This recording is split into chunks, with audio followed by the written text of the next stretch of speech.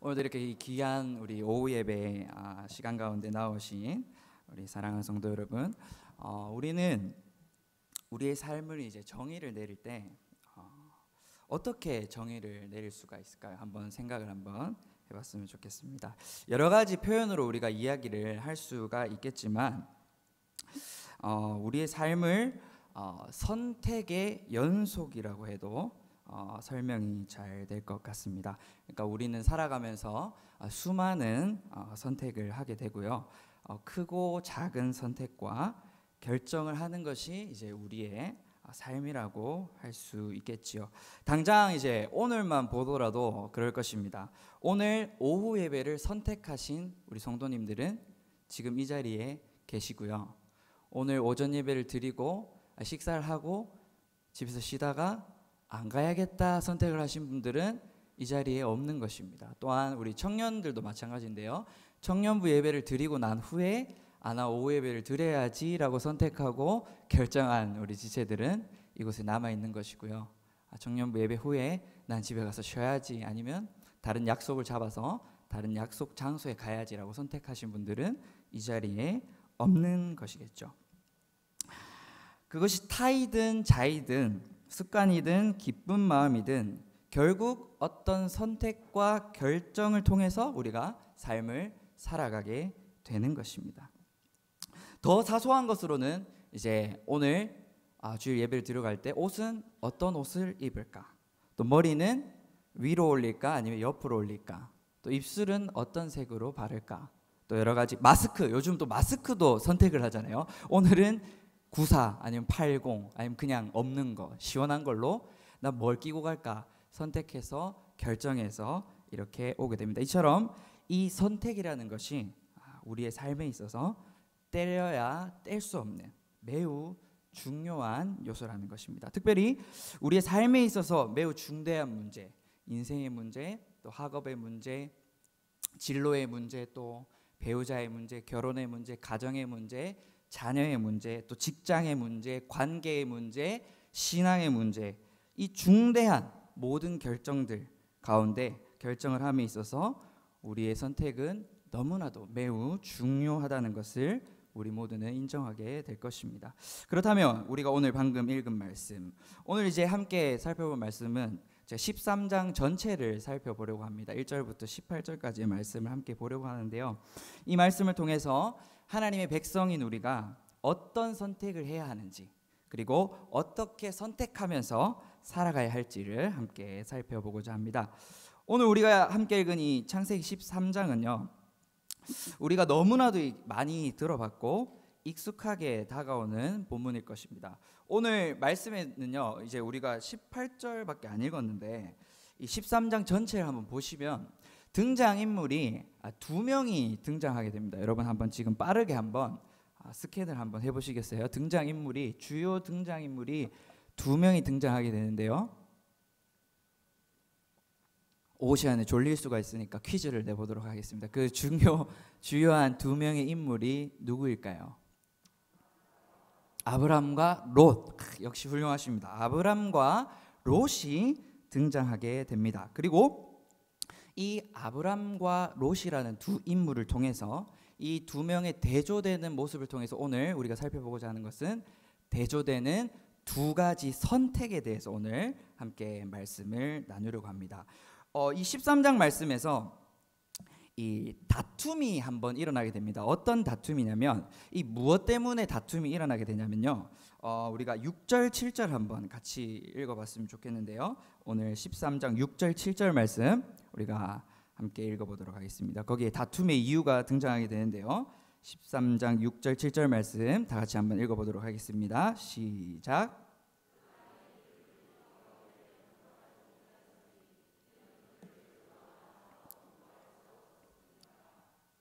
그러므로 아브라함의 가축의 목자와 롯의 가축의 목자가 서로 다투고 또 가나안 사람과 브리스 사람도 인제라.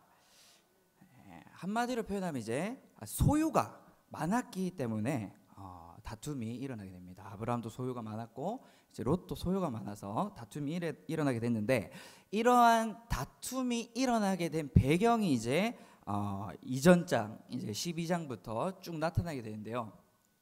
이제 12장 첫 절에서 이제 하나님께서 아브라함을 부르시죠. 말씀하시고 부르셔서 아브라함이 그 하나님의 부르심에 따라서 약속의 말씀을 믿고 믿음으로 이제 약속의 땅으로 자신의 가족들과 온 소유를 데리고 또 롯까지 데리고 떠나게 됩니다. 근데 떠났는데 그곳에 문제가 생겼어요.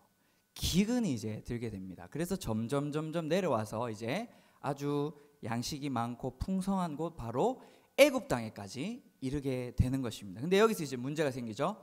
애굽 땅에 갔는데 이제 본인의 와이프, 자기 아내가 너무 예쁘니까 자기가 애굽에 갔다가 죽을 것 같은 거예요. 그래서 이 아내를 누이라고 속이고 결국에 이 사례, 자신의 아내 사례가 아주 큰 곤경에 처하게 되자 하나님께서 친히 개입하시고 역사하셔서 다시 아내를 돌아오게 하고 또 더 많은 소유들을 얻게 돼서 다시 애굽에서 원래 있던 땅으로 올라오게 됩니다.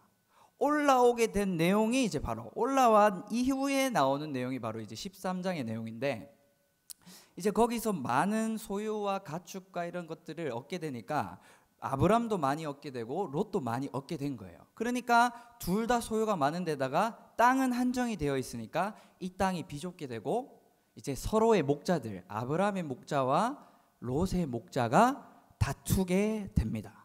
그래서 이제 이 다툼이 일어나자 이제 아브람이 이렇게 이제 롯을 불러서 이렇게 얘기합니다. 롯아, 야, 우리가 이렇게 진짜 가족인데 이렇게 다퉈서 되겠냐?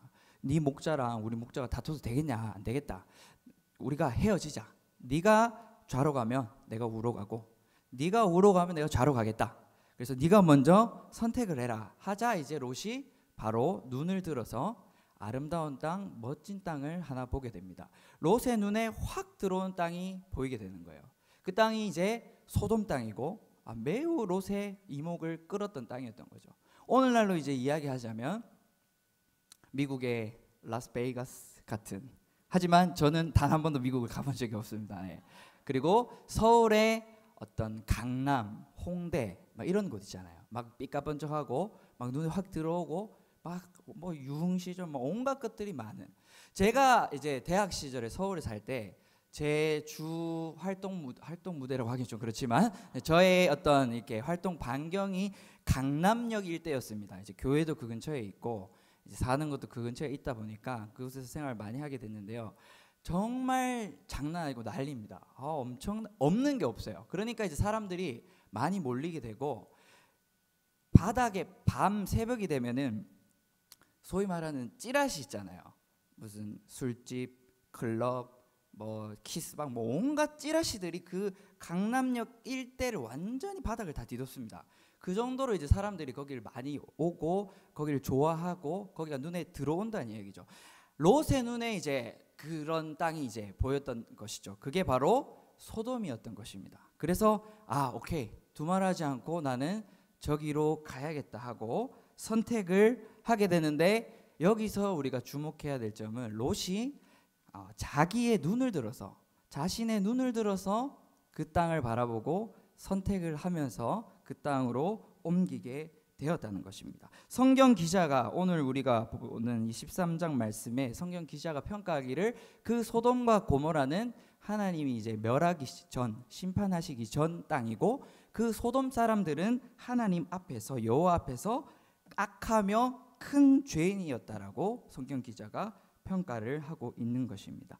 롯은 이렇게 자신의 눈을 들어서 자신이 보기에 좋은 땅, 가고 싶은 땅을 결정하여서 갔습니다. 그런데 반면에 아브람은 우리가 14절 말씀을 한번 다 같이 읽어봤으면 좋겠는데요. 14절 말씀을 우리가 한번 다 같이 읽어보도록 하겠습니다. 14절 말씀 있습니다. 시작. 롯이 아브람을 떠난 후에 여호와께서 아브람에게 이르시되 너는 눈을 들어 너 있는 곳에서 북쪽과 남쪽 그리고 동쪽과 서쪽을 바라보라 하면서 이제 약속의 말씀을 해주십니다. 그래서 이 롯과 반대로 아브람은 여호와 하나님의 말씀에 따라서 자신의 눈을 들어 하나님이 약속하신 땅을 보면서 그 땅에 머무르게 됩니다. 자기의 눈에 보기에 좋은 것이 아니라 하나님이 원하시고 기뻐하시는 것을 결정하기로 결단한 것이죠. 여러분, 오늘 말씀의 제목이 뭐죠? 자신의 눈 대 하나님의 눈입니다.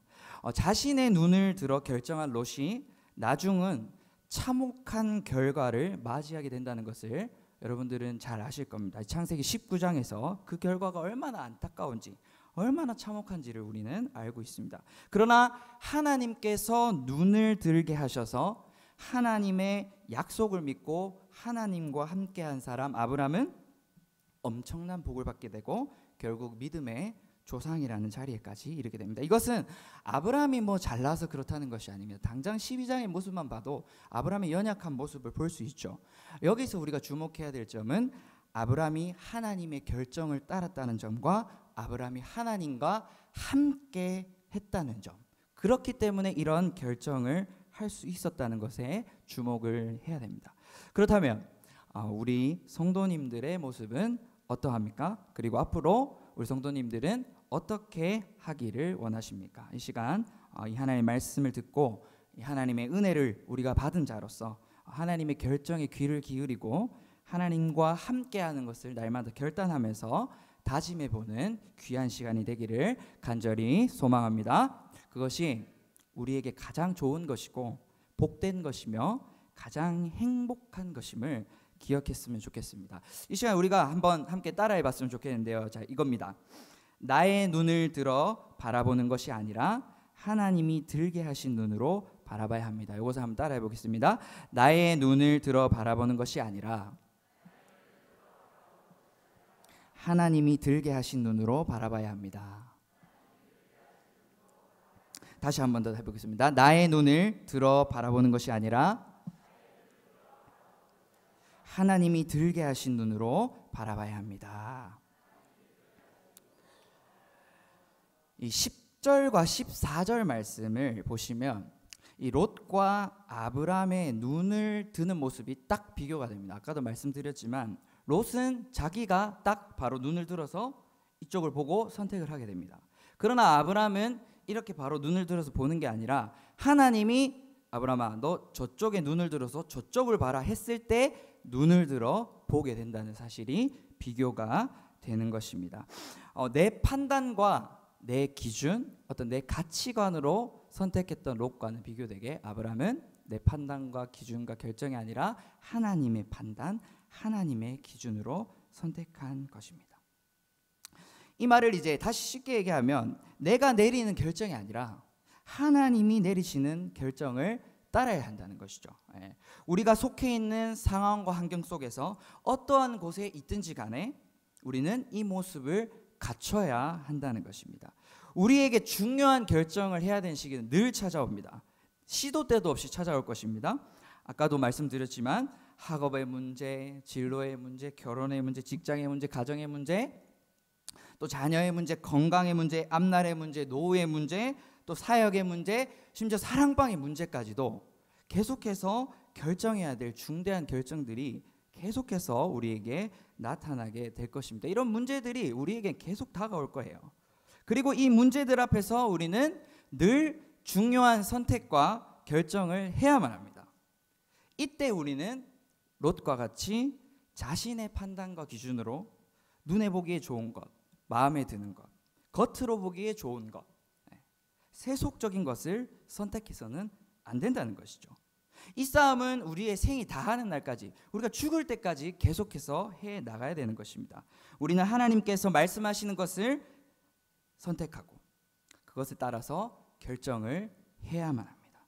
이것은 어떻게 또 나타나는 우리의 삶에서 어떤 모습으로 나타나게 되냐면 바로 말씀과 기도의 삶을 살아갈 때 이렇게 나타나게 되고 가능하게 되는 것입니다. 그렇기 때문에 말씀과 기도 강조하는 이유가 바로 여기에 있는 것이죠. 말씀과 기도, 말씀의 자리를 간절히 사모해야 됩니다. 아멘. 네. 우리에게 주어진 말씀의 시간들이 무엇이 있습니까? 주일 오전 예배, 오후 예배, 수요 기도회, 새벽 기도회, 또 개인적으로 말씀을 묵상하는 시간, 말씀을 읽는 시간, 또 사랑방 모임을 통해서 말씀을 나누는 시간 등등 기타 등등 이런 귀한 시간이 우리에게 주어져 있습니다. 이것을 잘 사수해야 된다는 것이죠. 특별히 주일 오전 예배 말씀, 주일 오전 예배 이 말씀을 목숨을 걸고 여러분들이 정말 청정하고 하나님의 말씀으로 인정하고 듣고 청정하고 그 말씀 시간에 목숨을 거셔야 합니다. 그럴 때 우리에게 참된 회복이 있는 것이고요. 참된 평안과 행복, 기쁨과 만족이 넘쳐나게 되는 것입니다. 제가 이제 중등부를 이제 맡고 있습니다. 이제 제가 중등부를 담당하게 된 지가 이제 한 3년째 되어가고 있는데요. 이제 우리 중학생 아이들을 사실 이제 보면요 참 사랑스럽고 보기만 해도 좋고 너무 좋아요. 사실 이제 어린 아이들이어서 어리다고 무시할 수도 있고 어리다고 놀릴 수도 있고 예를 뭐 이제 그런 노래도 있잖아요. 어리다고 놀리지 마. 소녀시대 우리 이승철 선생님의 소녀시대. 하지만 요즘 아이들은 이승철 선생님도 모르고 심지어 그 소녀시대가 부른 소녀시도 모르더라고요. 요즘 아이들은. 예, 그래서 저랑 세대 차이가 많이 나는 것을 조금 다시 한번 느끼게 됩니다. 하여튼 그런 가사처럼 저는 아이들을 절대로 어리다고 놀리지 않고 무시하지 않습니다. 그 아이들을 늘 존중하고요. 그 아이들과 어떻게든 의사소통하려고 하고 어떻게든 함께 하려고 하고 어떻게든 말씀을 가르쳐 주려고 하고 서로 소통하기 위해서 애를 쓰고 있습니다.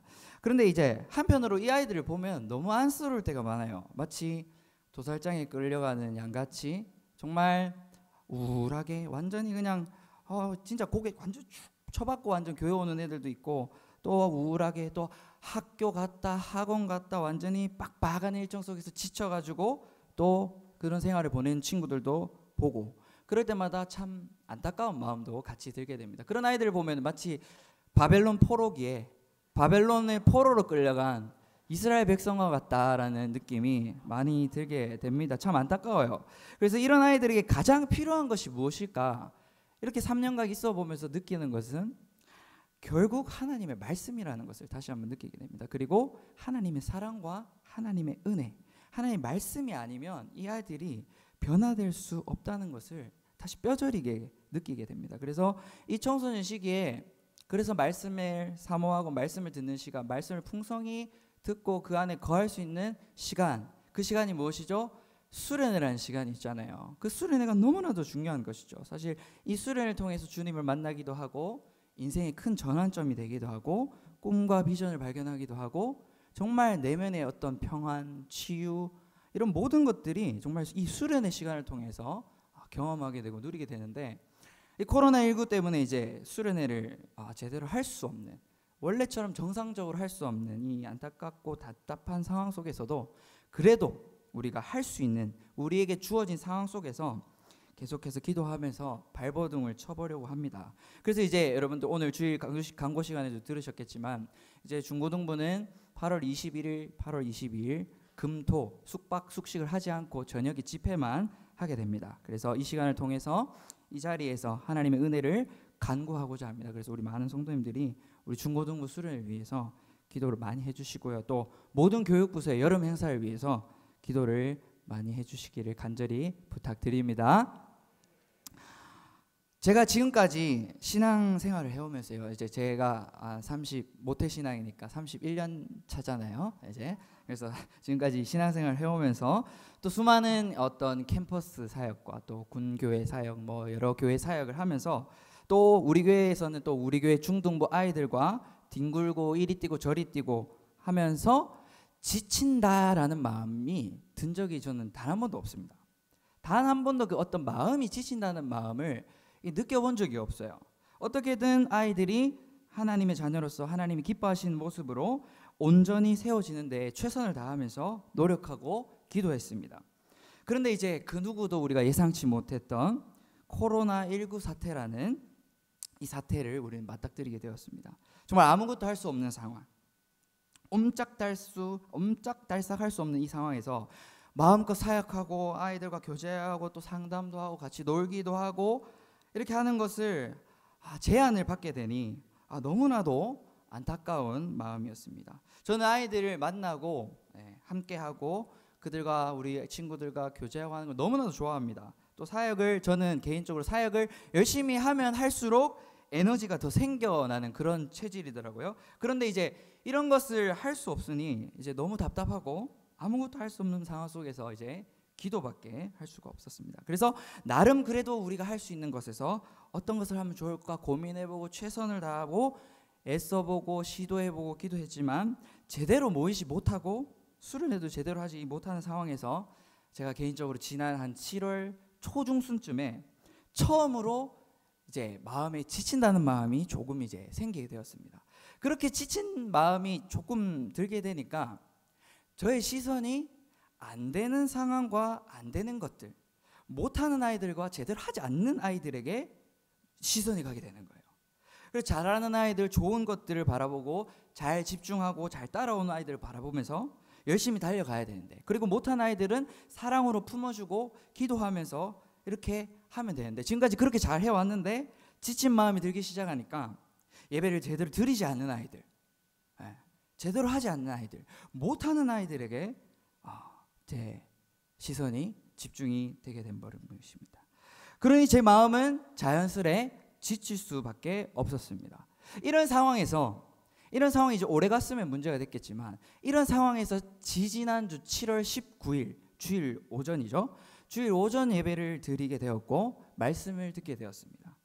7월 19일 말씀의 제목이 뭐였냐면요, 나는 두려워하지 아니하리이다 였는데요. 이 말씀을 통해서, 또 담임 목사님 말씀을 통해서 하나님께서 저에게 말씀을 해주셨습니다. 시선을 어디로 향해야 된다? 너의 시선을 하나님께로 향해야 된다. 현실을 바라보지 않고 주님을 바라보고, 안 되는 것, 부정적인 것에 시선을 두지 말고 잘 되는 것, 좋은 것을 바라보라는 말씀을 통해서 저는 너무나도 큰 은혜를 받았고 큰 감동을 느끼게 되었습니다. 제가 원래 눈물이 거의 없는 사람이거든요. 근데 그 말씀을 듣는데 딱 그게 3개 대지 중에 1번 대지였습니다. 시선을 하나님께로 향해라, 잘 되는 것을 봐라, 주님을 바라보라 하는데 제 눈가에 눈물이 막 고이는 거예요. 그러면서 그 말씀을 들으면서 그렇지 하나님, 제가 잘못했습니다. 용서해 주십시오. 감사합니다 하나님. 내가 이제는 나의 시선을 하나님께로 두겠습니다. 다시 좋은 것을 바라보고 주님을 바라보며 다시 일어서서 나아가겠습니다라는 마음이 탁 들면서 정말 큰 감동과 감격, 그 눈물과 참된 회복이 저에게 다가오게 되었습니다. 그리고 더욱더 부르짖어 간구하라는 그 하나님의 말씀에 나 더욱더 부르짖어 기도해야겠구나 하면서 더 간절히 하나님께 부르짖고 기도하게 되었습니다. 그래서 더욱더 참된 회복을 맛보게 되었고 완전히 이전보다 더 힘이 막 샘솟는 거예요. 그래서 역시 하나님의 말씀과 기도로 이렇게 우리는 나아가야 되는 것이구나라는 것을 깨닫게 되었습니다. 사랑하는 성도 여러분, 주일 오전 말씀에 목숨을 거십시오. 말씀을 듣는 자리를 절대로 놓치지 마십시오. 그리고 집중하여서 주님의 말씀에 청종하십시오. 그리고 기도의 자리를 사모하십시오. 이것을 통해서 우리 주님께서 우리의 눈을 들어 주님을 보게 하시고 주님이 원하시는 대로 우리의 삶을 이끌어 나가실 것입니다. 특별히 이 자리에 있는 우리 모든 학부모님들, 우리 아이들을 이 말씀과 기도의 현장으로 반드시 보내주셔야 됩니다. 여름 성경학교 수련회 꼭 보내주십시오. 철저하게 방역수칙을 지키는 가운데 안전하게 그리고 간절하게 수련회를 준비하고 진행하려고 합니다. 그래서 학원이 요즘 가장 우리의 큰 적이죠. 학원이 얼마나 중요합니까? 이것보다 중요한가요? 그렇지 않죠. 학원이 하나님보다, 하나님을 향한 마음보다 중요한가요? 그 어떤 것과도 이것은 비교할 수가 없습니다. 스케줄을 조정해 보겠습니다, 한번 고민해 보겠습니다가 아니라 스케줄을 조정하는 게 맞아요. 무조건 조정하셔야 됩니다. 무조건 조정하셔서 하나님의 뜻이라고 받아들이고, 하나님의 뜻이라고 받아들이고 스케줄을 조정해서 어떻게든 우리 아이들을 이 말씀과 기도의 자리에 보내주십시오. 그래서 이것을 통해서 주님의 결정이 우리의 선택이 되고, 하나님의 꿈이 나의 비전이 되고, 하나님의 꿈이 우리 아이들의 비전이 되는 그런 모습으로 세워지게 될 줄 믿습니다. 오늘 말씀을 통해서 한 가지 더 살펴보고자 하는 부분은요, 우리 그리스도인의 삶에 대해서 잠깐 한 부분 살펴보고자 하는데요, 롯과 아브라함의 대화 속에서 그것을 살펴보려고 합니다. 8절 말씀을 우리가 한번 다 같이 읽어봤으면 좋겠는데요. 8절 말씀 우리가 한 목소리로 함께 읽어보도록 하겠습니다. 시작.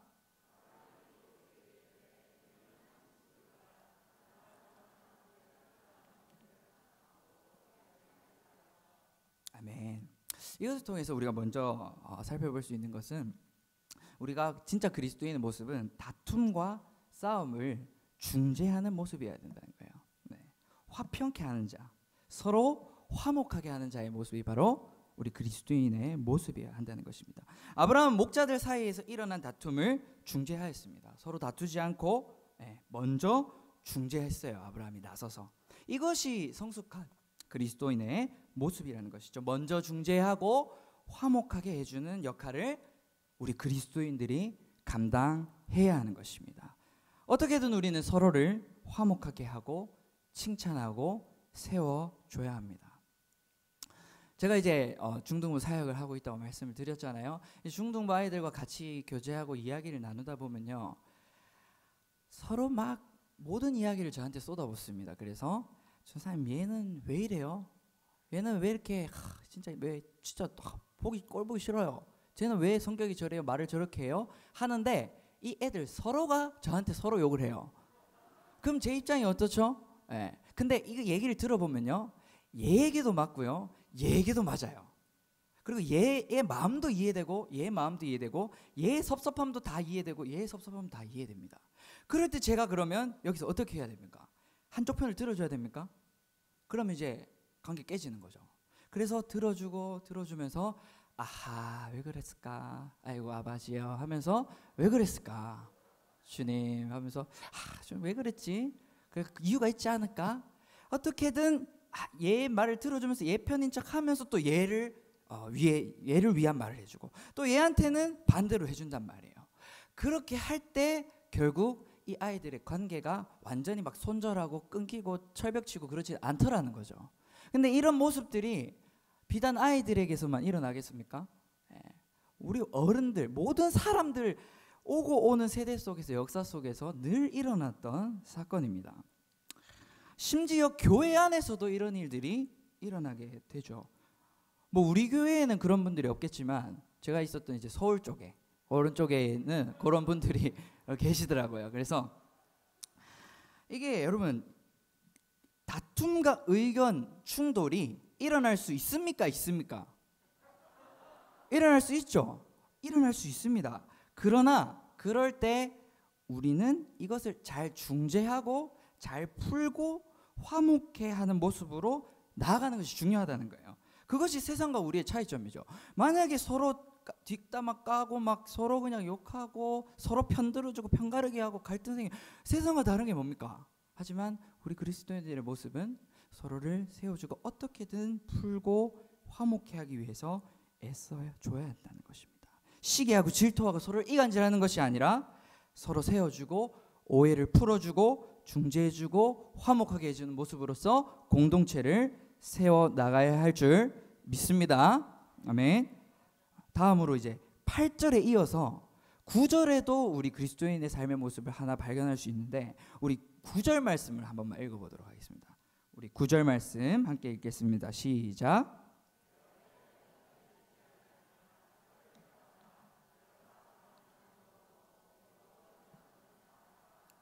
아멘.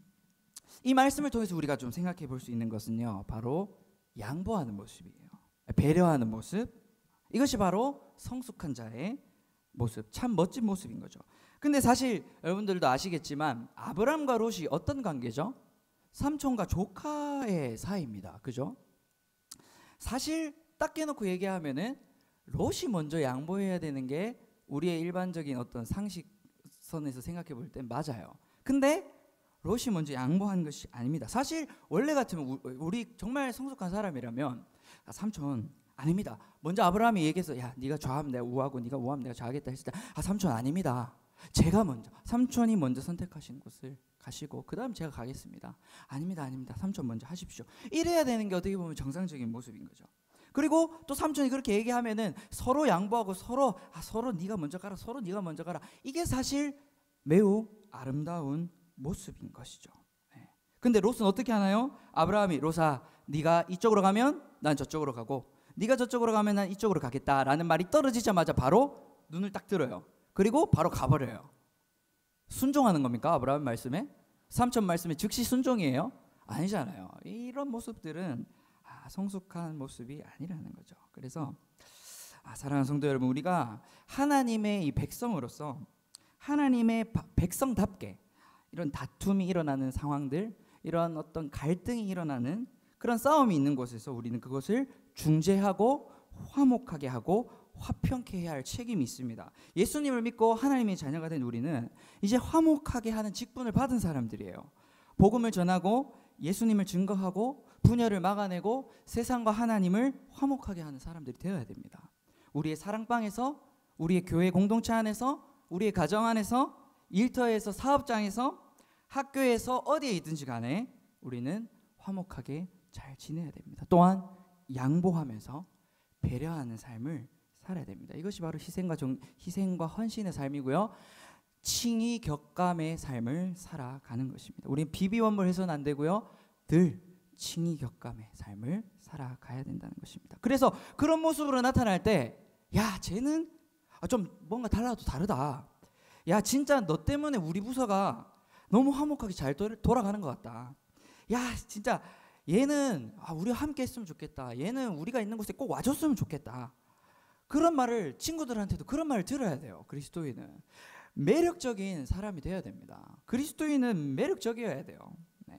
하나님의 자녀는 달라도 뭔가 달라야 합니다. 화목하게 하는 것, 양보하게 하는 것. 여러분, 이거 두 개만 잘해도요, 지금 오늘날 세상이 우리를 욕하지 않을 거예요. 네. 말씀을 정리하겠습니다.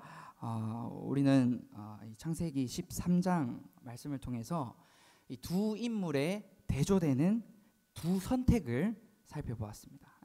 이것을 통해 우리가 깨닫는 것은 무엇이죠? 바로 나의 눈을 들어 바라보는 것이 아니라 하나님이 들게 하신 눈을 들어 바라봐야 한다는 것입니다. 내 기준과 판단에 근거한, 내 기준과 판단에 의한 선택과 결정이 아니라 하나님의 기준과 판단에 맞는 선택, 말씀에 순종하는 모습으로 우리는 나아가야 할 것입니다. 그리하여서 우리의 모든 선택과 중요한 결정 가운데 하나님의 결정에 귀를 기울이고 날마다 말씀과 기도를 통해서 하나님과 동행하는 우리 모두가 되기를 간절히 소망합니다. 하나님의 결정을 나의 결정으로 삼고 화목하게 하는 삶, 양보하는 삶, 하나님과 동행하는, 하나님과 함께하는 한 주간의 삶을 살아가기로 결단하여서 이번 한 주간도 승리하시는 우리 성도님들 다 되시기를 주님의 이름으로 간절히 축복합니다.